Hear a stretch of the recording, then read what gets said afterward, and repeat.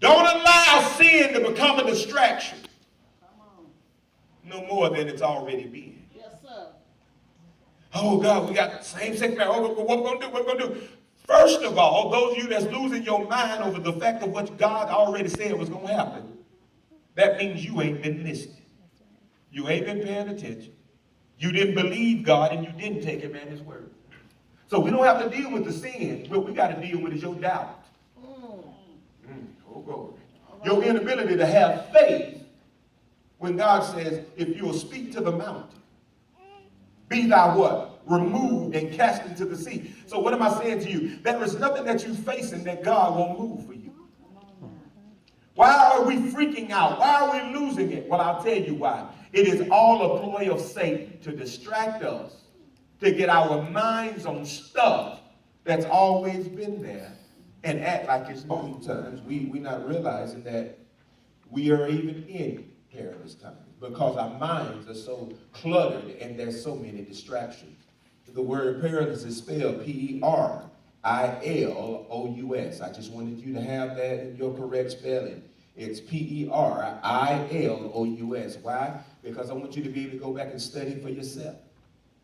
Always remember something. Whenever a word is given, you make sure that you study for yourself. Don't you just take somebody's word for it, because even the word given to you tonight, God will give you a different revelation just for you and yours, just for you and the people that you affect. So I need you to get that in your spirit. We are in perilous times. Look at 2 Timothy chapter 3 and verse 1. And we're going to talk a little bit tonight because I need you to really get this. It says, know this known also. I like this. That in the last days, perilous, remember this, now watch this, perilous times, times of difficulty, times of terrible things, times of trouble. What is perilous? Times of difficulty, times of terrible times, terrible things, and times of trouble.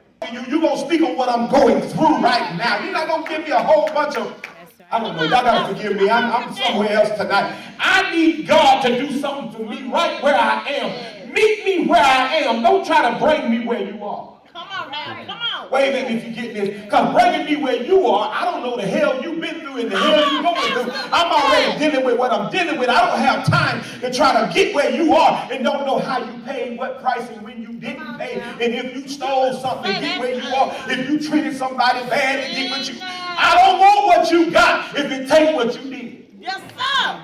Is anybody getting what I'm saying tonight? So I need you to get this. He said there will be times full of danger. Look at verse 2. 2 Timothy chapter 3, verse 2. Are we getting anything tonight? Is anybody learning something so far tonight? I need you to get this. So in verse 2 it says, for men, and you do understand in the word of God, when you see places of this nature, he's not talking about gender. He says men, but he's speaking to us all. Hello, somebody. Because they're trying to sneak and steal what you got because they don't want to go through what it takes to get it for them. Yeah. Has anybody ever found somebody that's always trying to take what you got, jockeying you all on Facebook, running your name in the ground? When you make the mistake is when you respond on Facebook, telling them keep your name and all this. Let me tell you something, baby. Don't give them the stage. Yeah. See, if you got to talk about me, that means you ain't on my stage. Yeah. If you got to hate on me, that means you ain't on my level. How many y'all remember, y'all young folks remember, get on my level? But see, here's the thing. Don't give them the...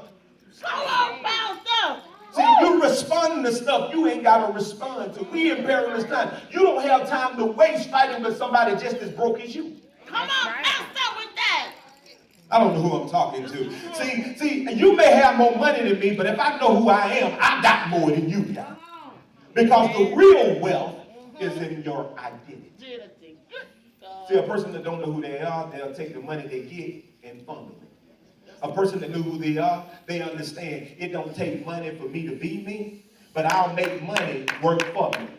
Wave at me if you ever heard that. So stop working for your money and let your money work for you. Hello, somebody. I just told you tonight, don't get distracted. See, you got to understand there's too many distractions out there. You got to understand there are people that are assigned to your life to distract you. Yes, sir. Wave your hand if you heard what I just said. Write that down because I promise you need that. There are people assigned to my life to be a distraction. And oftentimes, oh glory, you live with them. Oh, man. What do you mean, Pastor? I ain't choose nobody to be a distraction in my life. Well, let me talk to you right now, proud. How about Jesus?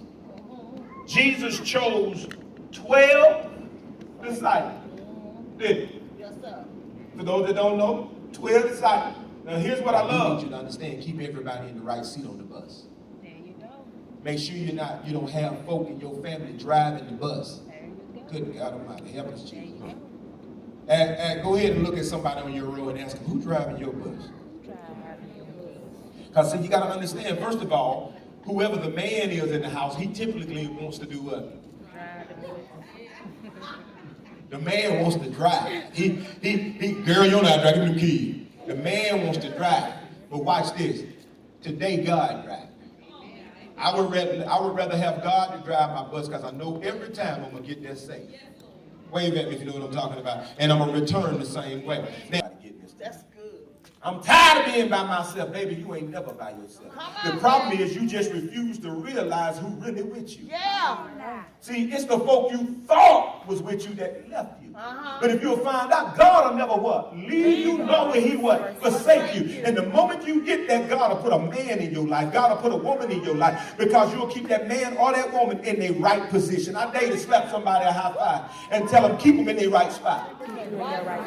See, some of us, we love a man so much, we'll do anything. Watch out now. Watch out now. oh, don't act like you don't know what I'm talking about. We love a woman so much, we'll do anything.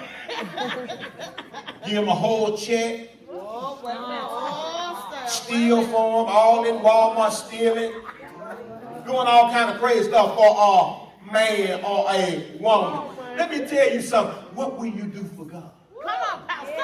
Come on with that. God can't even get you to get on your knees and pray 5 minutes.